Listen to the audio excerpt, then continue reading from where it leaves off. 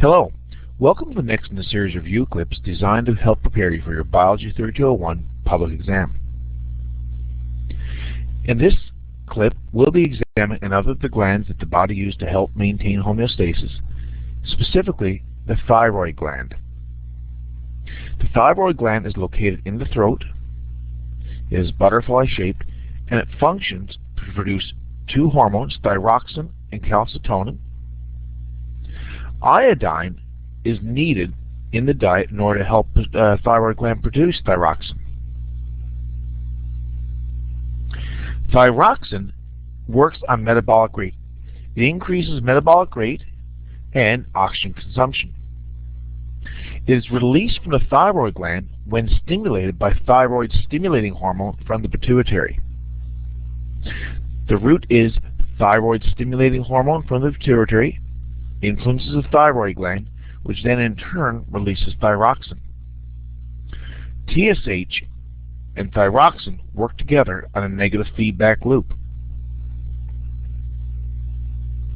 Calcitonin, the other hormone involved, moves calcium from the blood and into the bones.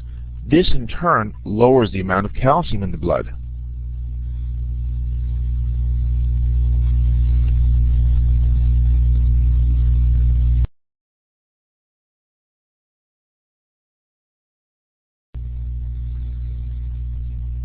There are times, however, when there are problems that are associated with the thyroid gland. One of these involves hyposecretion of thyroxine. Specifically, myxedema is this condition. Myxedema is a condition where adults become obese, lose appetite, and are often tired because of an underproduction of thyroxine. Treatment involves drugs that have thyroxine in them.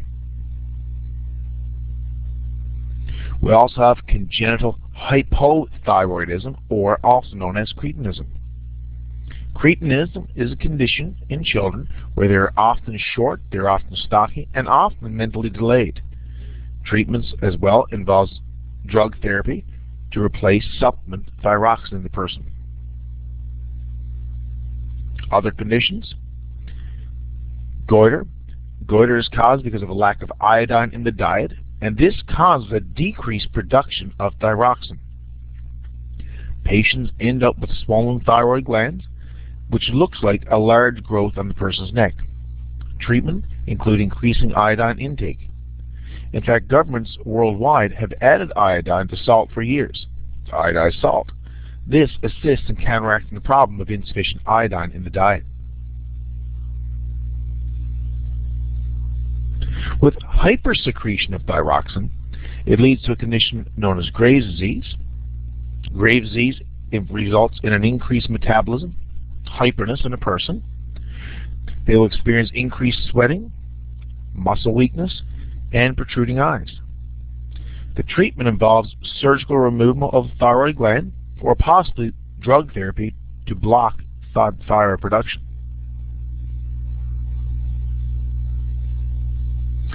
Other glands that assist in maintenance and work in tangent with the thyroid gland are the parathyroid glands.